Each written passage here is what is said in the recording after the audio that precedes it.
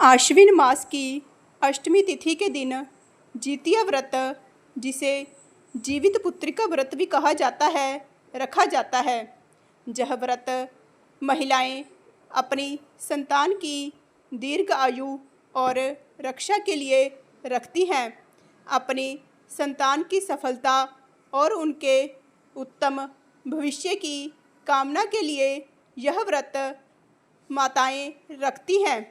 माताएं इस दिन कठोर जप तप करती हैं। इस दिन महिलाओं के द्वारा निर्जला व्रत रखा जाता है। व्रत का पारण अगले दिन नवमी तिथि में किया जाता है। व्रत करने वाली महिलाओं को इस कथा का पाठ जरूर करना चाहिए ताकि व्रत का पूर्ण फल मिल सके। आइए अब हम भी वह कथा जानते हैं। नैमिषारण्य के ऋषियों ने संसार के कल्याण अर्थ सूत महर्षि से कहा, हे सूत जी, कलियुग में लोग अपनी संतान को दीर्घायु कैसे बना सकेंगे? कोई विशेष उपाय बतलाइए। सूत जी ने उत्तर दिया कि जब द्वापर का अंत हुआ और कलयुग का आरंभ हुआ, तब इसी प्रकार की समस्या उठी थी।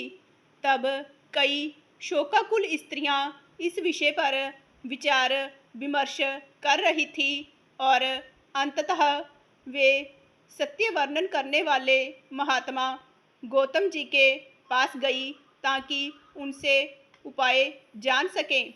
महात्मा गौतम आनंद से बैठे थे। स्त्रियां गौतम ऋषि को मस्तक झुकाकर प्रणाम करके बैठ जाती हैं और दुखी हृदय से पूछती हैं, हे प्रभु, इस कलयुग में हमारे बच्चे किस प्रकार जीवित रह सकेंगे? क्या कोई व्रत या कोई ऐसा उपाय है जिसे अपनाकर हमारी संतान दीर्घायु हो सके? गौतम ऋषि ने कहा कि वह उन्हें वही बताएंगे जो उन्होंने पहले ही कहीं सुना हुआ था। गौतम ऋषि आगे कहते हैं कि जब महाभारत का युद्ध समाप्त हुआ और उसके पश्चात पांडव और अन्य लोग अश्वत्थामा के कृत्य से भारी दुखी थे। द्रौपदी भी शोक में थी। पुत्रों की मृत्यु के कारण दुखी होकर द्रौपदी और उनकी सहेलियां ब्राह्मण श्रेष्ठ दौम्य के पास गई और उनसे कहा, हे विप्रेंद्र, संतान को दीर्घायु कैसे किया जा सकता है? कृपया उपदेश दीजिए। दौम्य ने एक प्राचीन कथा सुनानी आरंभ की। दौम्य के अनुसार सतयुग में जीमूतवाहन नामक एक राजा था जो सत्य वचन और धर्म आचरण के लिए प्रसिद्ध था।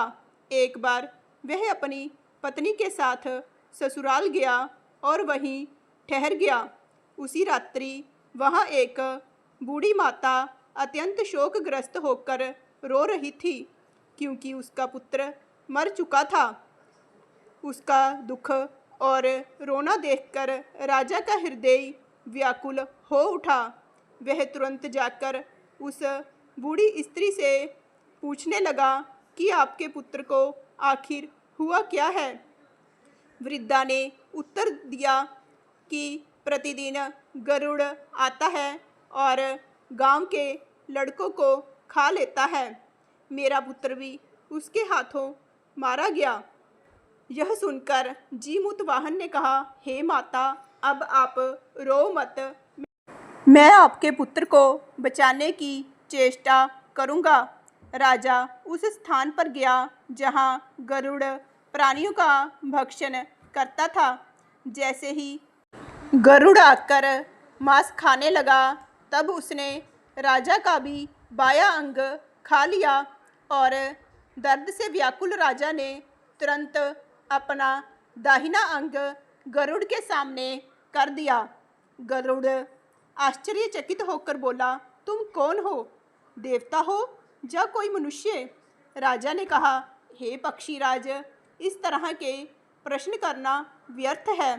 तुम अपनी इच्छा भर के मेरा मांस खाओ। यह सुनकर गरुड़ रुक गए और बड़े आदर से राजा के जन्म और कुल की बात पूछने लगे।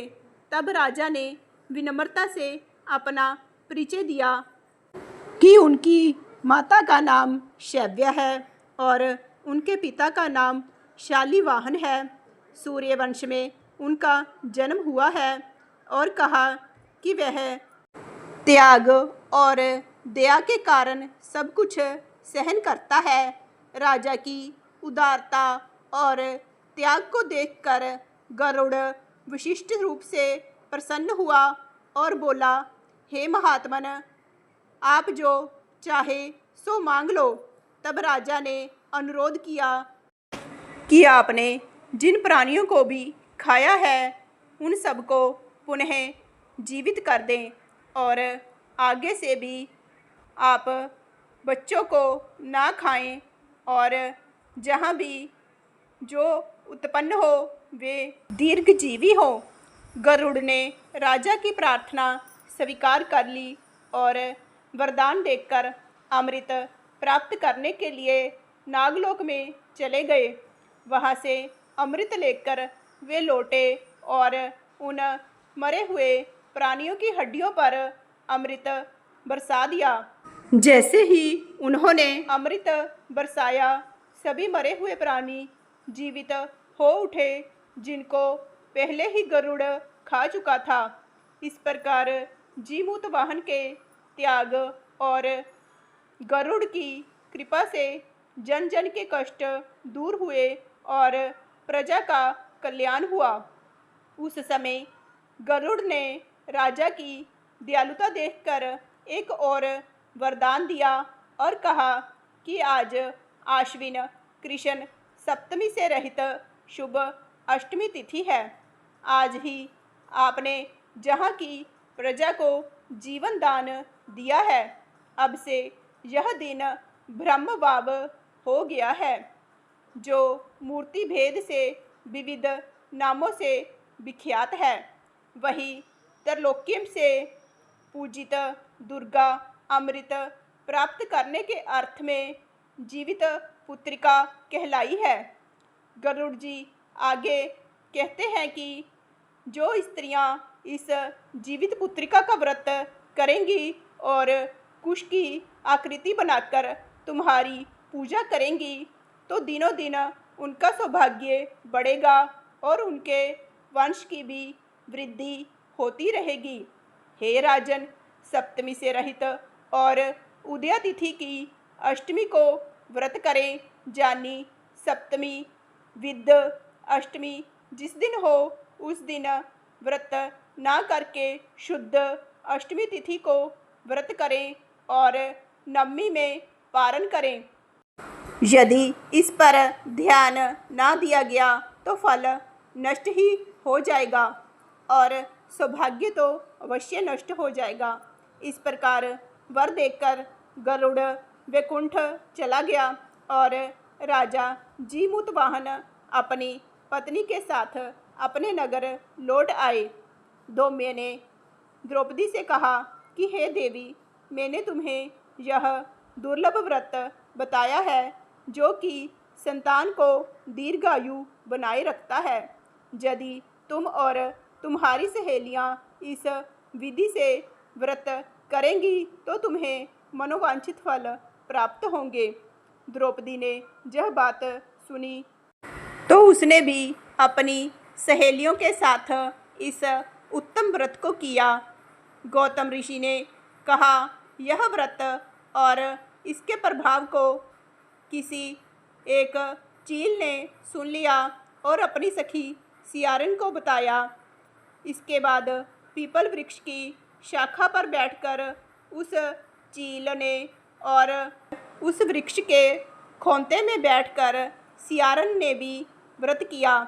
फिर वही चील किसी उत्तम ब्राह्मण के मुँह से यह कथा सुन आई और पीपल के खोंते में बैठी हुई अपनी सखी को सुनाई।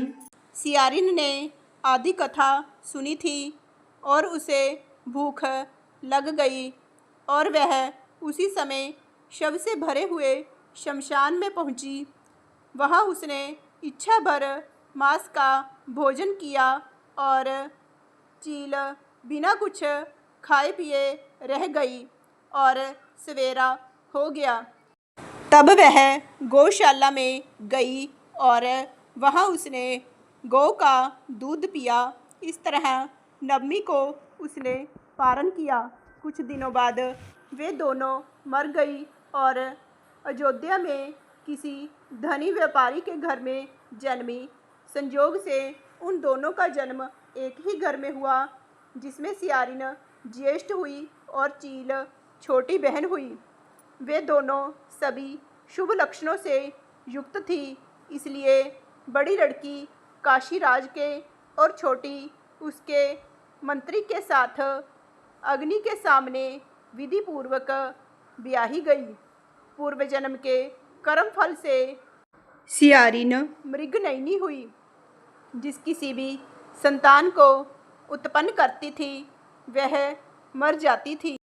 और पूर्व जन्म की बातों को स्मरण करने वाली मंत्री की पत्नी ने अष्टवसुओं के सदृश तेजस्वी 8 बेटे उत्पन्न किए और सभी जीवित रह गए।